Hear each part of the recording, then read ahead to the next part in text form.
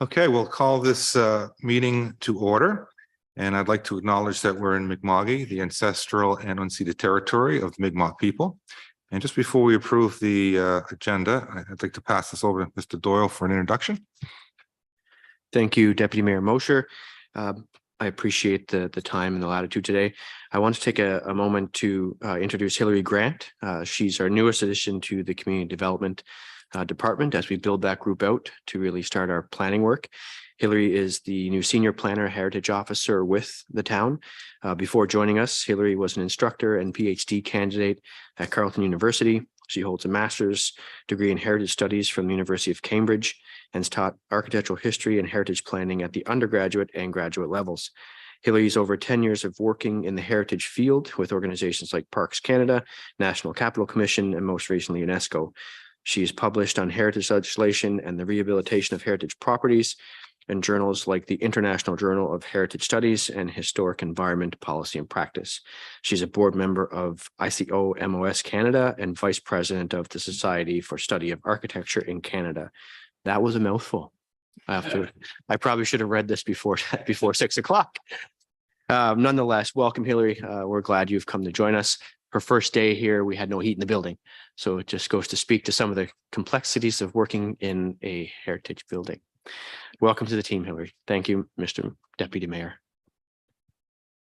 Thank you and welcome, Hillary, on behalf of council. Good to have you on board.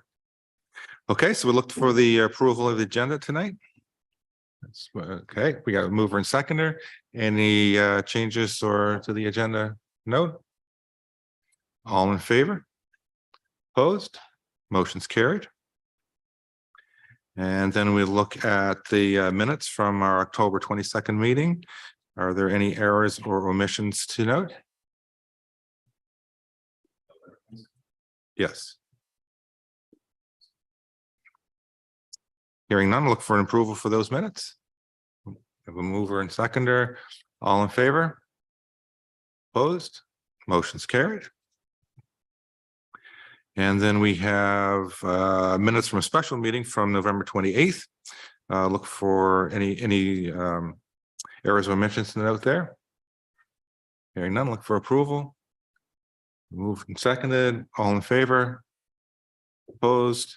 Motion's carried. There are no public hearings, presentations, or anything tonight. Correspondence, no correspondence. On to business arise from the minutes, or from the minutes of the last meeting, or unfinished business. The first item, 7.1, proposed land diversity policy. Does staff have any background they want to give us that before we move on?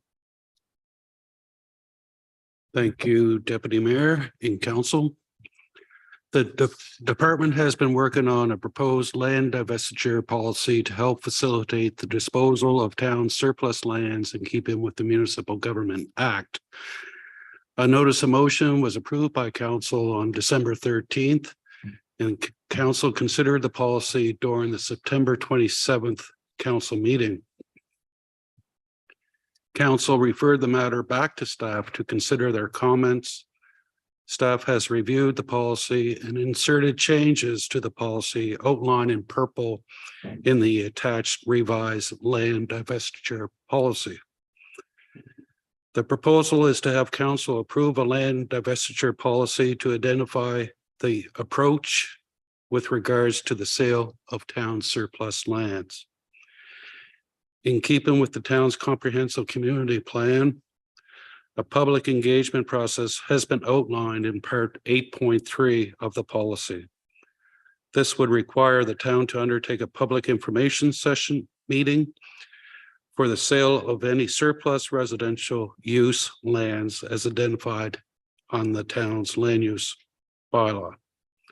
Any sale of any lands not zoned residential, the requirement to hold a public information meeting will be at the discretion of the CAO. Other exemptions are noted in part 8.3 of the revised land divestiture policy. The policy requires staff to report to council with a staff report prior with council prior to declaring the land as surplus. As outlined in the policy, a staff report will include items as identified in Appendix A, which is the land profile evaluation tool. A new criterion has been added to the land profile evaluation tool to consider the current and future carrying costs associated with not proceeding with the potential sale, including but not limited to the costs of operations, maintenance, and utilities. It is recommended that council approve the land divestiture policy as outlined in attachment A in the report. And that is my staff report for council's consideration. Thank you. Thank you, Arthur. Are there any questions for Arthur? Go ahead, Ed. Not a question. Just want to say thank you to staff. There's a lot of work that went into this, and I appreciate you guys taking our feedback and incorporating it back into the policy. I think it's a much stronger document now, and I think it does align with what the town has asked us to do. So thank you for that.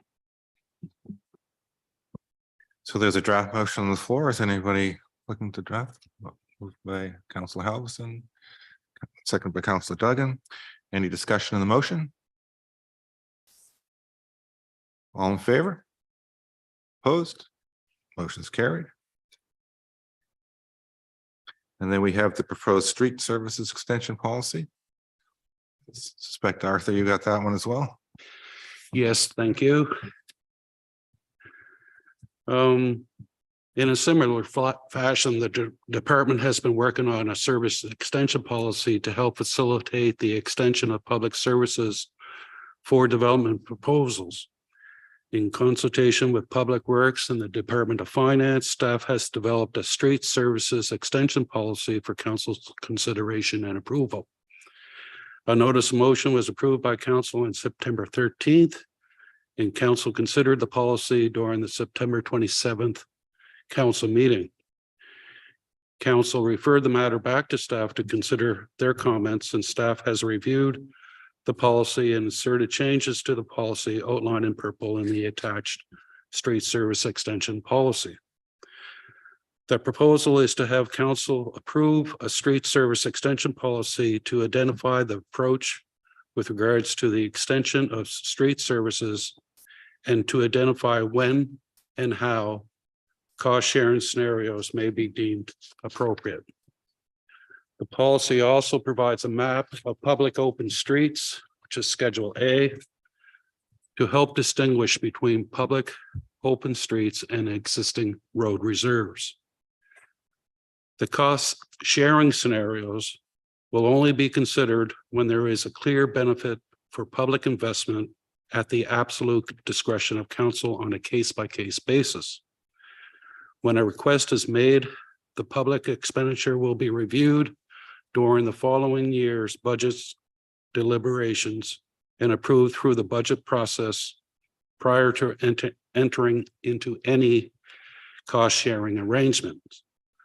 The policy includes criteria to help council determine if the proposal can be considered to be a clear benefit for public investment. To encourage developments and to attempt to make servicing arrangements clearer to all involved, it is recommended to approve the street service extension policy. A proposed motion is outlined in the report for council's consideration. Thank you. That is my report for council's consideration. Thank you. Thank you, Arthur. Are there any questions for Arthur in that? No questions. We have a draft motion. Is anyone willing to move that? Moved by Councilor Sanford and seconded by Councilor Ernst. Any discussions on the motion? None. All in favor? Opposed? Motion's carried. Next are the committee meeting minutes, recommendations, reports, and notices of motion. Item 8.1, we have the 2023-24 capital budget approval for the town general fund and water utility. Any staff report on that? I can just summarize briefly, Deputy Mayor. As noted in the cover report, the town general and water utility draft capital budgets for fiscal 2023-24 were reviewed at the committee of the whole meeting on November the 29th. The committee recommended the approval of these budgets to council. There is a draft motion this evening for council's consideration for the approval of the town general capital budget for 2023-24 in the amount of $2,340,000 and the water utility budget in the amount of $1,595,000. Lisa, as this came from the special meeting on the 28th, I suspect there are no questions, but in case, are there? No, so I look for move the motion as presented. Councillor Duggan, Councillor Sanford, second. Any discussion on the motion? All in favor? Opposed? Motion's carried. Item 8.2, renaming Blockhouse Hill Park 250th Anniversary Park and Cornwallis Street. This recommendation comes from Anti-Racism Committee recommendations of a meeting of last week, the week before, not quite sure, last week. CAO, would you like to make any comments on this before we get into the? Thank you again, Deputy Mayor and members of council. I'm a stickler for the public record. So for the public record, my name is Jamie Doyle, Chief Administrative Officer for the town of Lunenburg. I'll give you a brief introduction to this motion or to this report. It outlines for you a brief history regarding the renaming of Cornwallis Street to Parks, as well as it speaks to the formation originally of the Anti-Racism Special Committee. That committee met on December 6th of this year and has recommended renaming of the following. One would be Cornwallis Street to Sam Quan Street, if I believe I'm pronouncing that right. The report, of course, gets into the meaning of Sam Quan. It does mean water, and part of the initial conversation and chair of the committee, Councillor Duggan, can correct me if I'm wrong when she speaks, but it does mean water, and the street does connect front and back harbors. Second is the 250th anniversary park to be renamed to Labrador Park to pay tribute to the original Labrador family, who I understand had settled not far from that park. The Blockhouse Hill Park to be renamed to Sylvia Park in honor of Sylvia, who of course was a servant of General Creighton. There's 4 potential options, but certainly not limited to council's discretion here. One would be to approve as presented, approve portions of the recommendations and refer back to committee or staff, reject the recommendations, and 4, of course, reject the recommendations and rename the parks and street with other names that's outlined in the report as well. One notable point I'd like to make, as we've seen throughout the news the past 48 hours, Halifax, of course, is renaming their Cornwallis Street. They had conducted some in-depth engagement. To my knowledge, and I could be corrected if I'm wrong, Deputy Mayor, I do not believe there was any formal consultation done with the residents in renaming of Cornwallis Street, just to point that out. With that, Deputy Mayor, I'll conclude my brief synopsis. Of course, yourself as well as Councillor Duggan could also make comment. Thank you. Thank you. Melissa, would you like to? So just as Jamie was saying, we did meet and we had discussed these 3. I think that it's safe to say we may need to proceed with each item separately. And I think that I'd like to move them, but I'd like to move each one separately so that we have time to discuss. Yeah, I think that's a good idea. And it's just, for my 2 cents, being on that committee, the first 2 motions were fairly easy to come by. It was the third that I had the most discussion over. So I suspect that won't be any different tonight. So Councillor Duggan, you want to move the first motion? That would be great. Yeah. I'd like to move the first one that the committee recommend to council that Blockhouse Hill Park be renamed to Sylvia Park. Seconded by Councillor Ernst. Discussion on the motion. Councillor Havison.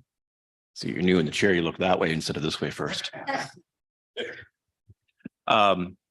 This is a comment actually about all 3. First off, I think the job that the committee did and has been doing over the last couple of years is commendable, and thank you all for the time that you've all put into it. I think the names are all appropriate. I think they're all wonderful. I think easily could be adopted. I do have a concern, and I'm glad to hear the CAO actually address it before I had to, which was the fact that there's been no real public engagement on this topic. I think at this point, voting on the renaming might be premature. I know this is something we all want to see done. I don't think there's any debate that Cornwallis Street has to go.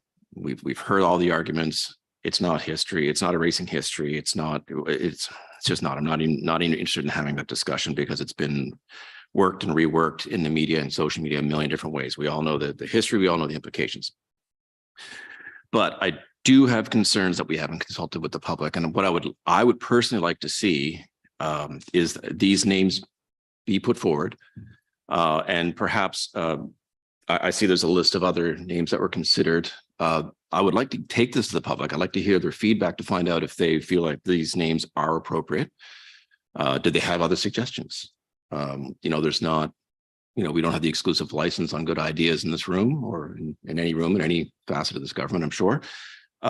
So yeah, I would be hesitant to vote in favor of any of these this evening without hearing from the public first. So I'm not trying to throw a wet blanket on what we're doing here. I think this has to be done.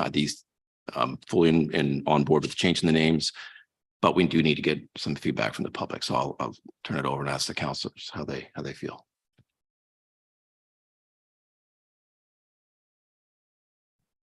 I think as Deputy Mayor Mosher had said, the first two are names that have been circulated quite widely over the last few years. The renaming of the Blockhouse Hill Park and the 250th anniversary park. Those ones, a lot of effort went into the selection of those names, the reasoning behind them. The one that we were stuck on was the renaming of Cornwallis Street. It did not come easily to choose something that we thought was a good fit. And in the end, I really am not sure that we should move forward with that one without any public consultation.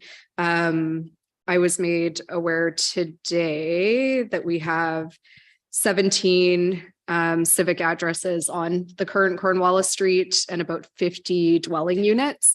And I think that it's only fair that the people who live and have businesses on that street are consulted for that. I don't know that I agree with holding out on the renaming of the parks. Those two, I think the community would be very satisfied with the names chosen, and I'm not too sure that there would be too many other options. So just wanted to say that. Councillor Sanford. Just further to both Councillor Halverson and Councillor Duggan, I could move forward with the naming of the parks based on the work of the committee and feel relatively good about those choices and that decision. Again, learning this afternoon about what has happened in other places where the street names have changed. And thank you, CAO Doyle, for sending out some information. I would, after reading what they did in Sydney, which is similar to what Councillor Duggan is saying, they specifically consulted with the residents of the current street, so residents and landowners of the street, providing a number of choices and names to be put forward. And then those individuals who have a stake in the current decision, right, were able to pick their choice of a name. So I think that I would be confident if we could move forward in the context of Cornwallis Street, which builds more in line with Councillor Halverson's, putting forward that the community should be consulted. So, thanks. Thank you, Councillor Sanford.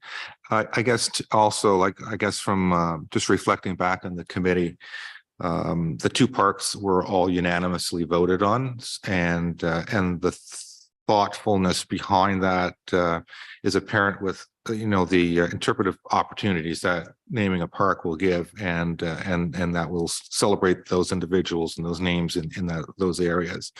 And again, you know, when we voted on Cornwallis Street, it wasn't unanimous. It was, you know, a lot of good discussion and a lot of good names, and I voted twice and on it and differently both times. So, you know, that just goes to show how, you know, how good a discussion it was. So anyway, so if there's no further discussion, we'll proceed. Oh, okay, go ahead, Councillor Halverson. I guess you make good points about the parks. I think those are probably not controversial. And again, this is, you know, well within council's purview, and it's been done many times before in many other municipalities. So I could get on board with that. Again, we do need the consultation. I like the idea of going, contacting the residents of the street and getting their feedback. I'm sure we could leave that up to staff to figure out how that was best accomplished, whether it's a survey, knocking door to door, a poll, setting a time, and you know, making a decision by a certain amount of time. They're very get some good eggs here. They'll figure it out. My other concern, though, about renaming the street is obviously the people living on that street have will have some issues going to the post office, having to get mail sorted, you know, changing addresses. It's a bit of an issue. Has there been any thought put into what we as a municipality can do to help ease that burden when we rename the street? I guess I'll probably look to the CIO for an answer on that one. Through the chair to Councillor Halverson, thanks for the question. And I've talked to some of my counterparts, and in most cases, the town or the city, in that whatever case it may be, cover the cost of that address change. I think here it's approximately $60 per address, I believe. So I don't think it'd be a substantial cost, but it's something that the jurisdictions help to ease some of that inconvenience of those residents. Thanks. That's something I just wanted to address, especially if we're going to be, you know, having communication as far as trying to get them some naming information from them. If we can provide them with some assurance that, you know, this is not going to inconvenience you greatly, and we're going to help you out with that. I think it's a good message to send to help convey the good spirit we want to have attached to the renaming of this as well. So. Councillor Sanford, did you want to? No, okay. Yeah, we have one motion on the floor, and we're discussing kind of the third motion, but that's okay. We'll we'll address the first motion as it's been on the floor. So any further discussion on that motion? All in favor? Opposed? Motion is carried. There's a second draft motion that refers to the 250th anniversary park. Would someone like to move that motion? Councillor Duggan, Councillor Sanford, a discussion on this motion? Hearing none, all in favor? Opposed? Motion's carried. And then we have the last motion, which seemed to have the most discussion was around the first. So is it council's wish to put this motion on the floor for discussion, or would you want to defer it to a staff report for later on and public consultation? I guess look to the CAO here for perhaps what would be the easiest thing for staff here. Do we want to do you want to include in the motion? Do we need to put that directive in the motion, or should we defer this, add on to the motion, say we want this consultation and going forward, and then bring it back when we've had that done, had that consultation from the residents? Through the chair to Councillor Halverson, well, you could do a number of things. As I hear the conversation going, there's an intent and a desire and an urgency to change the Cornwallis street name. However, council wishes for more public engagement.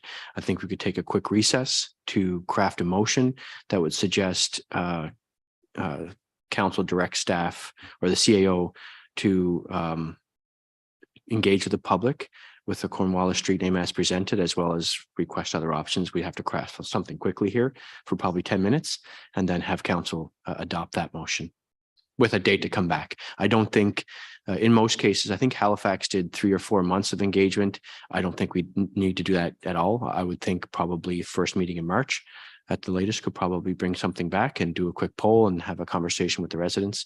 I think that would be sufficient. But that's of course up to council to decide that, or we could certainly just defer that one until staff bring back a council report with engagement included. I was just thinking, I mean, I don't know if we need an entire staff report. I mean, that seems like it's a lot of work to throw on staff for something that we know we want to change the name. We just need to hear from the residents. So we just need, I mean, we really need a survey. We need a poll or something to go out. You know, leave it open for, I don't know, 2 weeks, 3 weeks, 4 weeks, whatever the standard would be. Bring the results back to council and then we, you know, deliberate on that. I think.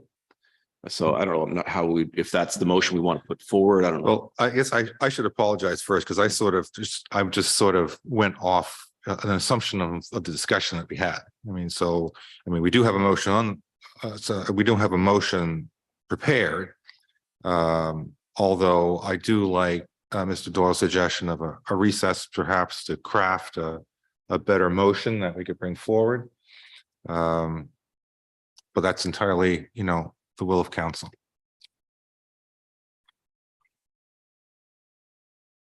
Yeah, you know, we want to get this right.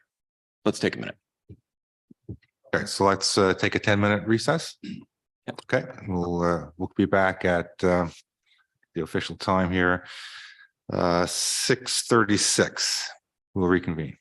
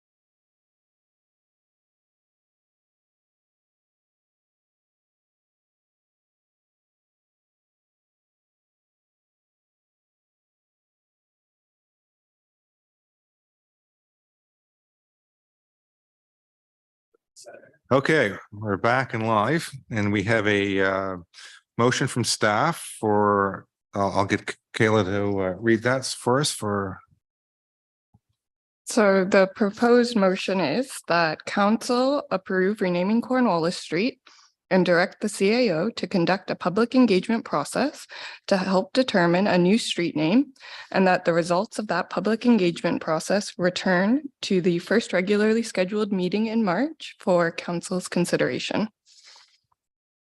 yes, that's a draft motion. Do we have a mover for that? Moved by Councillor Sanford, seconded by Councillor Duggan. Any discussion on that motion? Hearing none, all in favor? Opposed? Motion's carried. So we will have a new name for Cornwallis Street, hopefully by our first meeting in March. The next item on the agenda is Project Lunenburg Steering Committee meeting minutes. That's just for information. And then their new business, we have the Town Hall exterior restoration update. I tell you, that was exhausting just going through that, that report. So Lisa, if you'd like to, or Tyson, would you like to do Reader's Digest version, please? Thank you, Deputy Mayor. The Town Hall exterior restoration tender package is included in the capital budget for 22-23. A consultant was contracted by the town to develop a tender package, which included a building condition assessment and cost estimate. The building condition assessment was intended to determine the scope of work to restore the building envelope and provide an approximate 25-year life expectancy for all major components, while recognizing the need for ongoing maintenance. A Class C estimate for improvement costs was prepared by the consultant, and it included window repairs, masonry repairs, the southern entrance steps, and roofing options, gutters and downspouts, and allowance for staging to complete the work. The consultant priced a number of options for each of these, with their recommendations in the report bolded and in italics.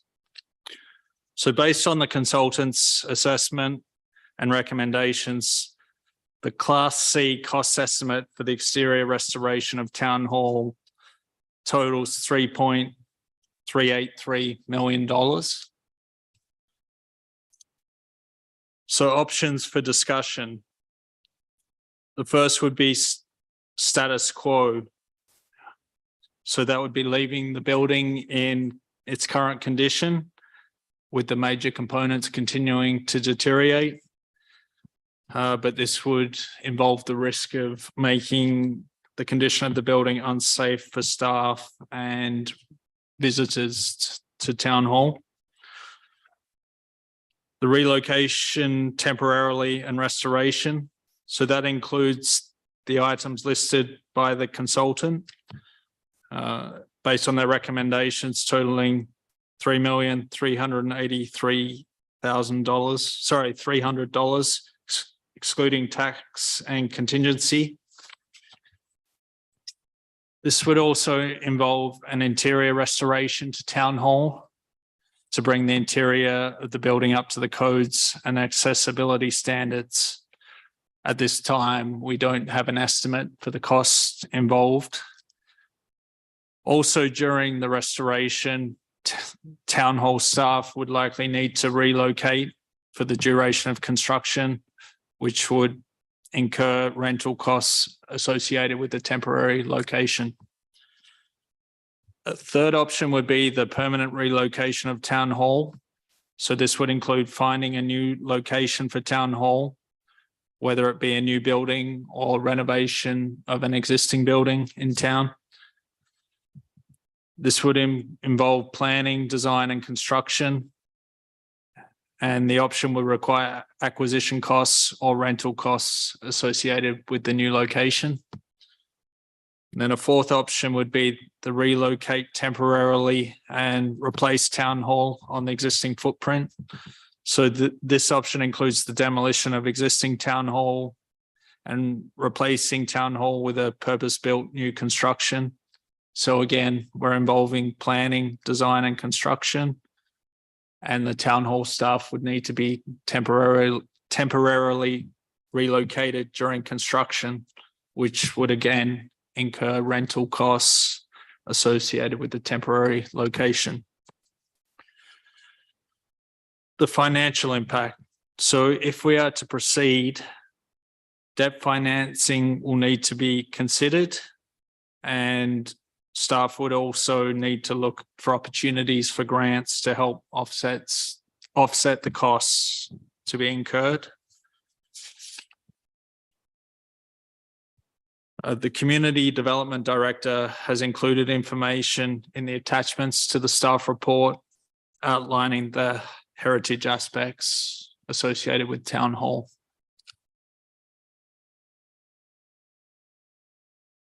Thank you, Tyson. Any questions for Tyson? I'm just, first off, want to say I'm glad we didn't have to resuscitate Councillor Ernst when he mentioned demolishing Town Hall as an option.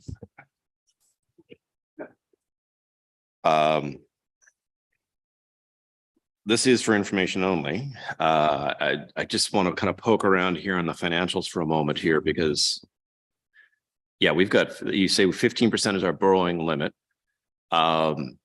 We were estimated once the next capital debt financing is included, we're going to be at almost 10%.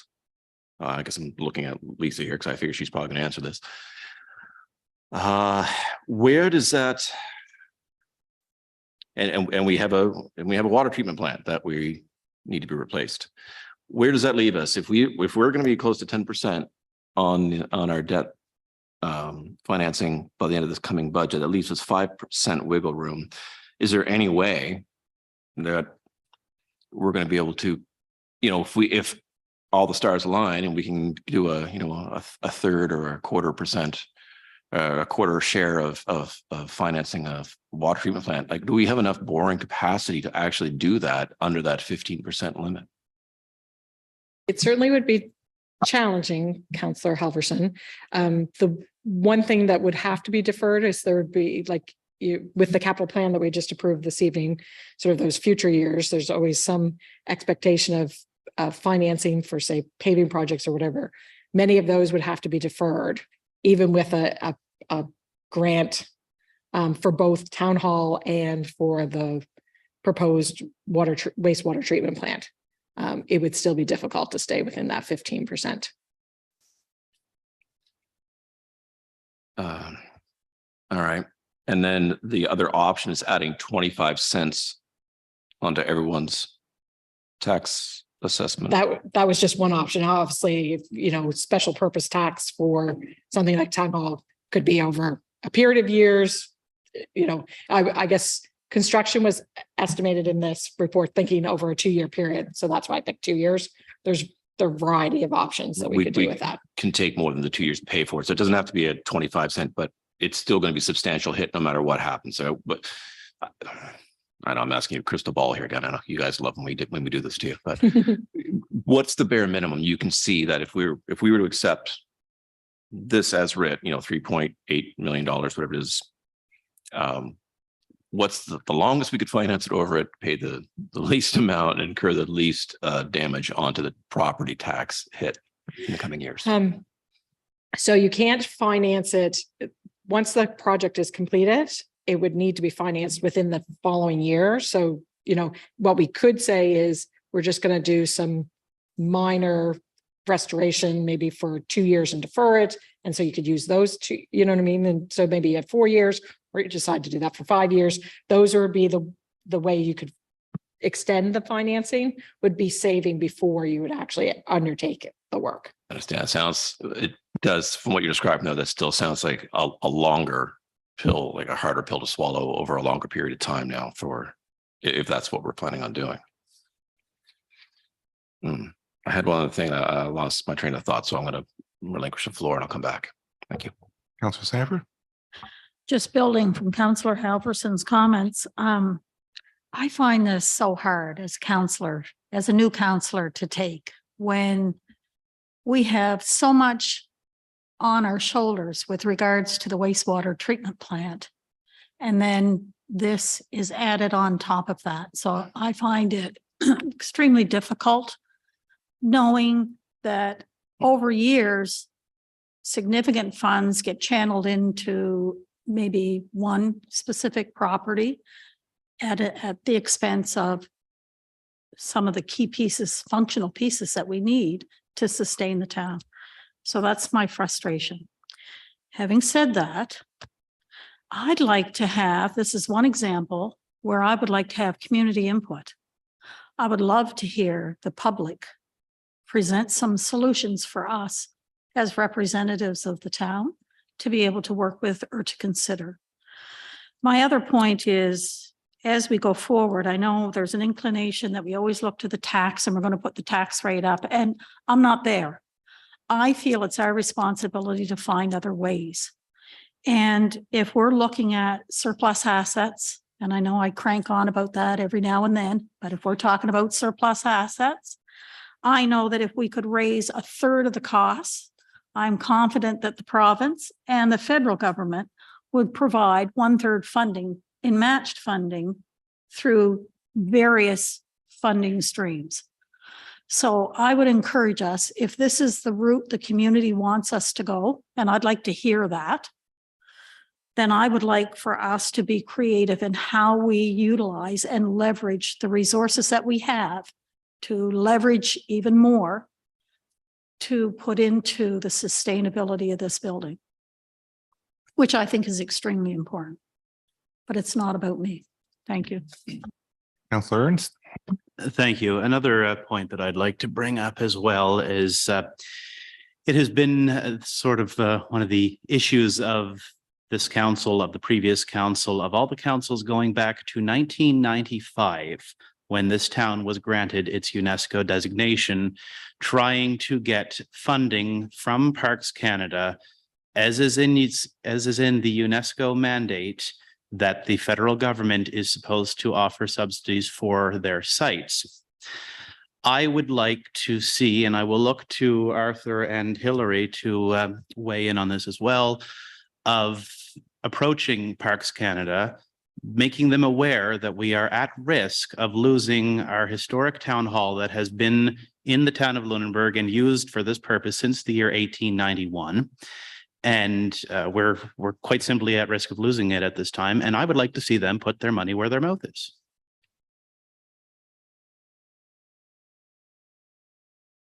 Go ahead. Thank you, Deputy Mayor. Did you have something to add before I say something? If you do, please go ahead. Oh, fine. You go ahead. Thank you. And, I think this report is a bit of a sticker shock for everyone, but really not.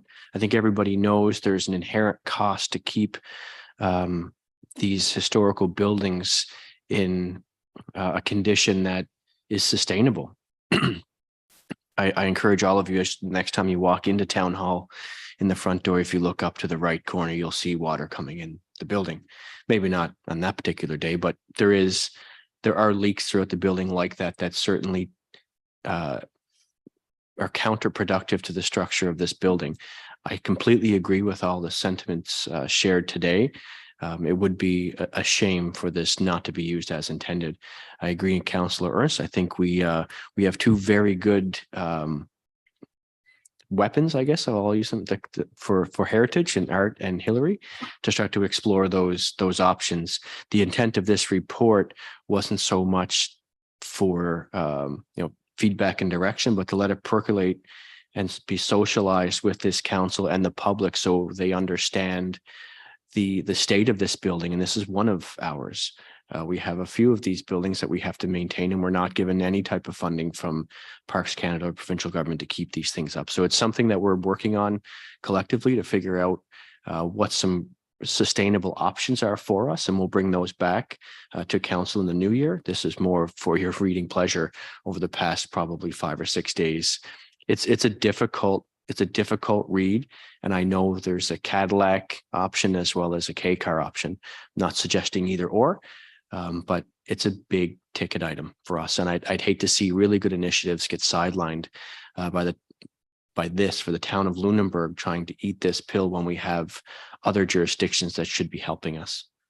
Thank you, Mr. Deputy Mayor.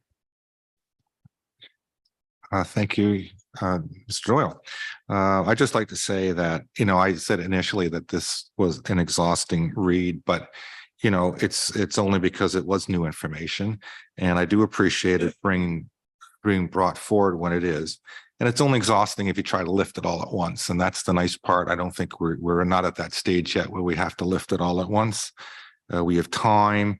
Have heard a lot of good thoughts here tonight already. And I think now we have an opportunity to put a plan together that will limit the disruption. I mean, I think one of the biggest things is the disruption to, our core government of the town here that functions out of this building. So no matter what we do, we have to make sure that disruption is minimized. We have to find a way to raise, $3.5 million to Councilor Ernst's point. And to Council Sanford's point, there's other options, there's other ways that we can start to look at this. And I think the community will help guide us through that. One of the things I always like is accruals. I mean, you start putting away pennies, and that way you're not spending dollars later. So even knowing this, as much as increased taxes are a hard pill to swallow, it might be, a few pennies here to get this, put some money in the bank because we know this coming down the road. So that would be, my suggestion if that's, one of the options, that's one that we could also explore as well. Anyway, thank you again for bringing this to our attention early and so that we do have time to plan. Councilor Halverson, you have something? So I did actually, it's too bad. You did such a nice summary there. I hate to kind of step on that, but I did want to just clarify if I remember correctly in this report, this is purely the exterior, right? This has nothing to do with the interior. This has nothing to do with meeting the 2030 accessibility standards that we all have to meet in 8 years. So that's more money and that we have to spend no matter what's going on. So start tucking those pennies away, Deputy. Yeah, that's all I have to say. Thank you. Any further discussion? All right, well, we will move on. Building permit report.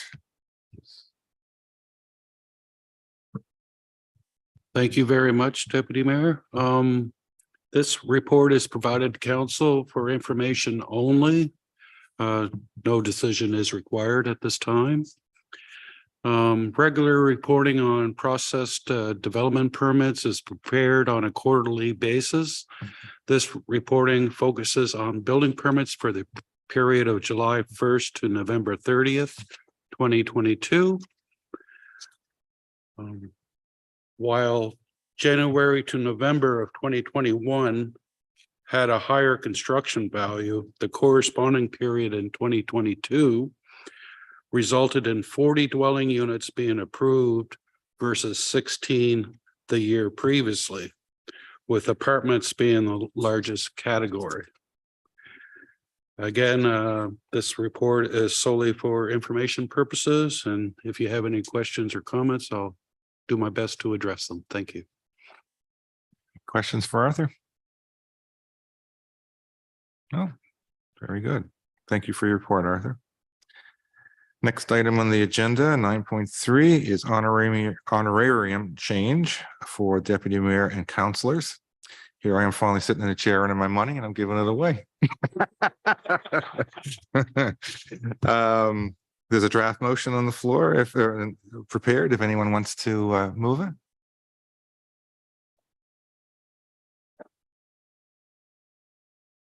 Moved by Councilor Duggan. Do we have a seconder? Second of Councilor Ernst. Any discussion on the motion? Councilor Sanford. First of all, I want to thank you for your generosity and your move with regards to this.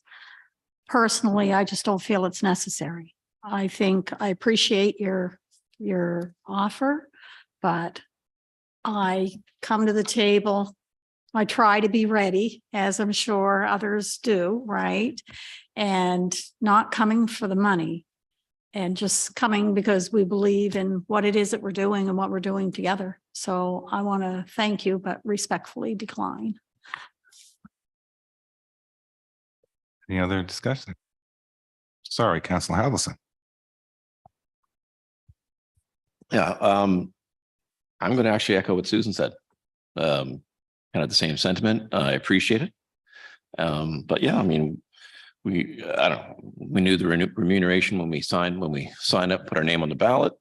I'm happy with that. And, I think you earn your money in the position you're doing. I think this has all been set through, I believe, the committee structure. I don't think they need to change that at this point. So, but yes, thank you. It's very generous.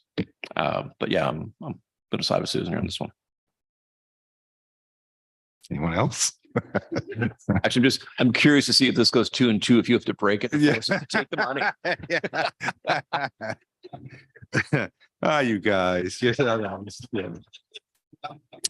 Well, you know what? None of us do this for the money, really. It is a passion for our community. That's why we're all here. Although I have a great deal of respect for all of you, and this is one of all councils work hard, but I really have a lot of respect for this council. It's been my favorite so far. So, And that's payment enough as far as I'm concerned.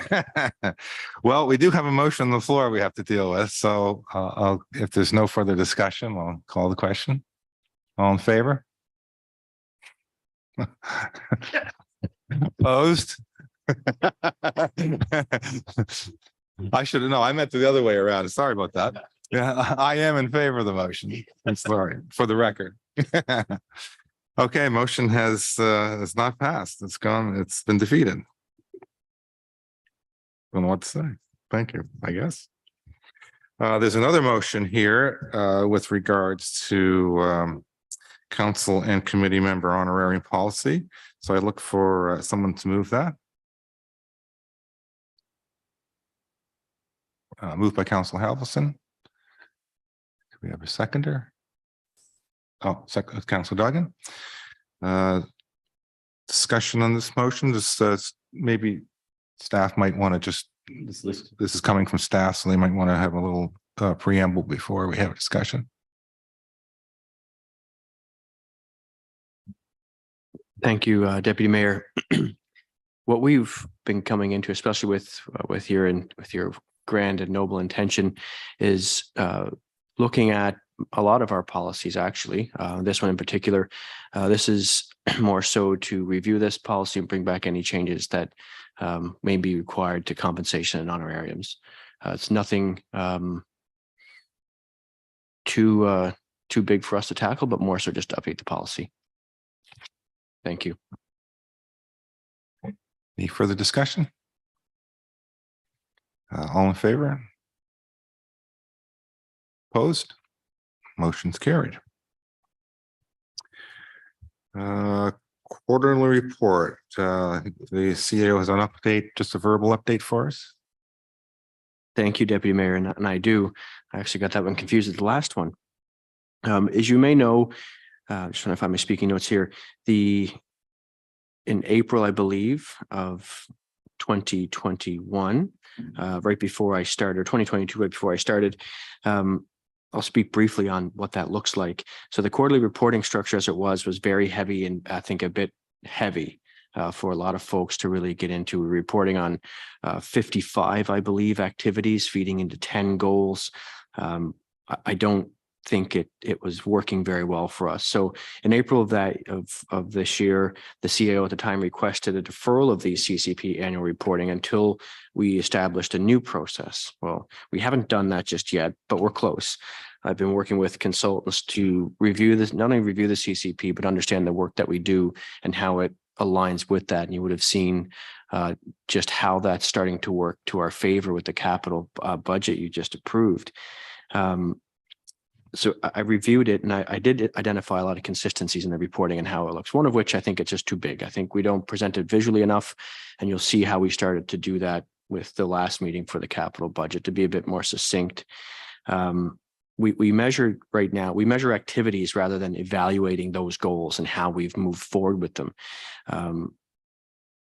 That's typically a traditional way of reporting on some of that. And I'd rather move to a developmental approach. And the difference is the traditional way of measuring those projects versus evaluating the goals. The traditional way talks about the projects you've done, if it's completed, and how it contributes. It usually leads to a perception of blame. And that's not the intent I think we want to perceive, where if something wasn't done, we're not moving forward with this goal, but it doesn't mean the goal wasn't moving forward. So we'd rather move to this model of how the projects support these goals, and we present on a model that would be much like Nova Scotia one, I believe, or the Scottish one, where we talk about goals that are progressing, regressing, or status quo. And it's more of a high level strategic thinking for you guys, as opposed to being in the weeds a lot of, how many sidewalks did we build this year?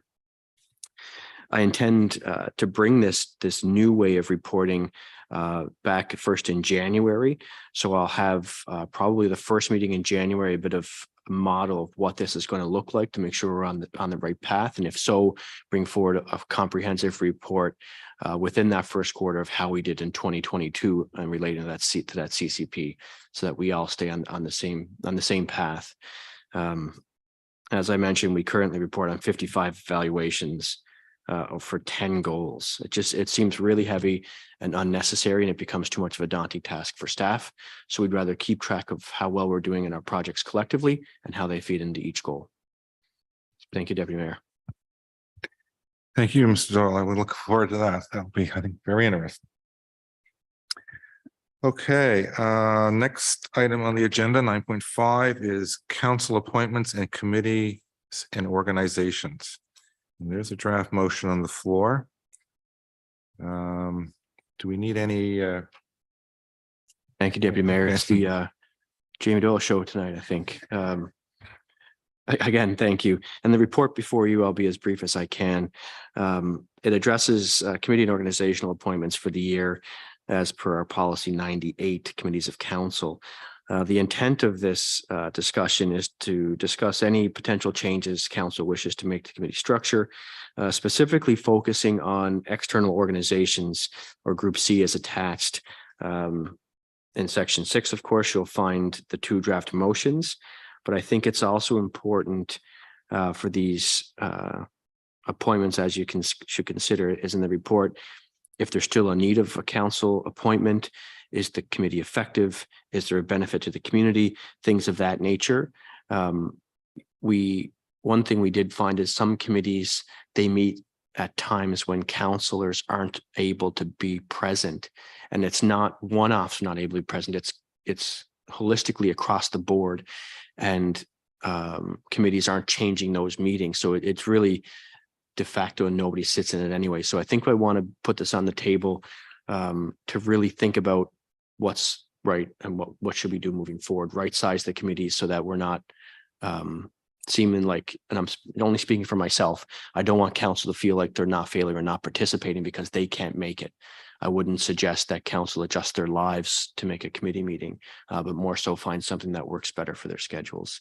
So with that, Deputy Mayor, I'll finish talking, but completely up to council of how we move forward, and what we do with those draft motions is completely up to you as well. Thank you. So I would assume you're sort of recommended that the top motion would be. That's correct. Yeah. Okay.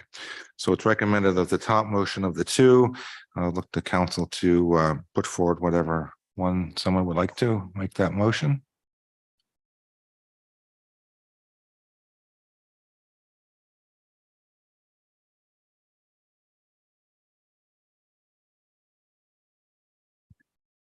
I'm just looking at the motion here. It looks like it's the top motion is the one you're talking about. Yes, it's the top motion that's being recommendation. Moved and seconded that council give notice to amend the town of Lunenburg's committee of council policy to remove and names inserted or organizations from its committee structure, ceasing all council representatives on each respective organization. Okay.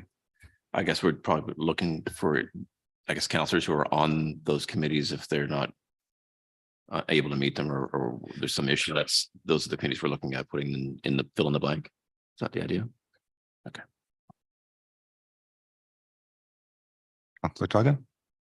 I'm happy to move Move- that motion. Okay, Yep. thank you. Do we have a seconder? Councillor Hallison? Any discussion on that motion? Councillor Duggan? So is the idea now that we will discuss which committees are not working? I guess I'm just confused about. I'm. Yeah, I'm on, okay.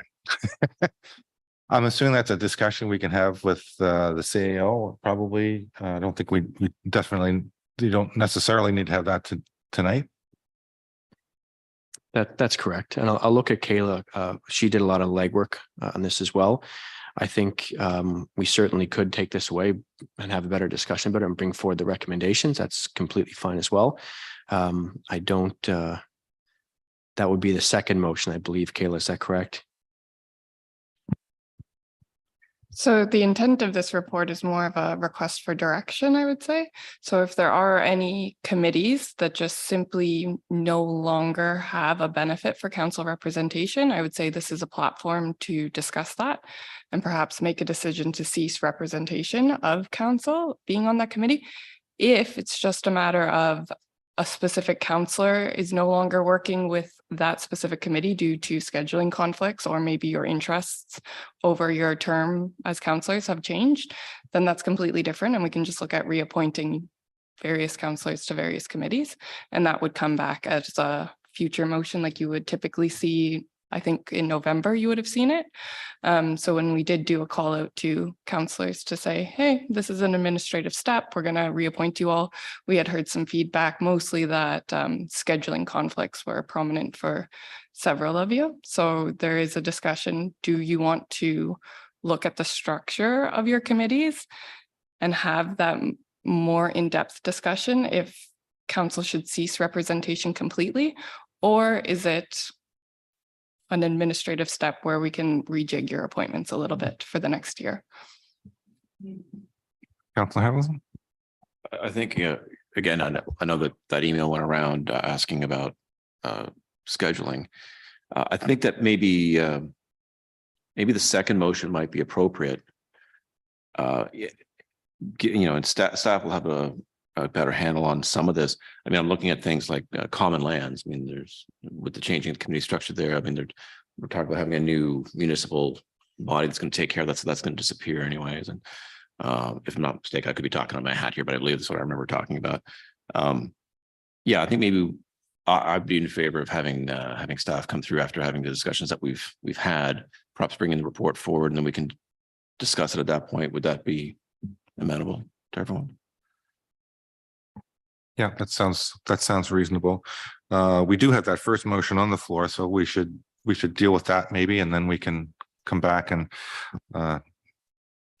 Councillor Risser is much better at manipulating these, so I'm going to just kind of take them one off at a time. So why don't we just vote on the first motion then? So all in favor of the motion that's on the floor? Opposed? Motion's defeated. And then we have the second motion. If someone would like to move that, Halverson then moves it, seconded by Councillor Sanford. Any discussion on that? Just when should we look for that report? Early in the new year at some point? Through the chair to Councillor Halverson, I think we could pull us back for the first meeting in January. Wonderful. Okay, so we'll look for that on the first meeting. And that's a good idea. It'll just give us a chance to, just look into that a little further. And there are some committees, as you said, like with the common lands that all of a sudden have become very active, but will come to a conclusion, hopefully sooner than later. Yeah. Okay, any further discussion on that motion? All in favor? Opposed? Motion's carried. And the next item on the agenda is 9.6, Chief Administrative Officer bylaw, first reading. So we look for a motion for, that would just be give notice of motion, would it not? That's correct. And as it's drafted there, there could only be conversation for clarity, but not debate. This is more so put on the agenda. Okay, so all we need is a mover to bring that forward. Council Hallison. I don't think we need a seconder or it'll just come forward in the next meeting for discussion. And that pretty much concludes the business other than to meet in camera. So I look for a motion to meet in camera to consider the following matters pursuant to section 22. Deputy Mayor, is there anything on the in-camera agenda to be? Well, that's a good question. Is there anything to discuss in camera? No. Deputy Mayor, there's nothing. That's good. So that would conclude our business for today, and I declare this adjourned.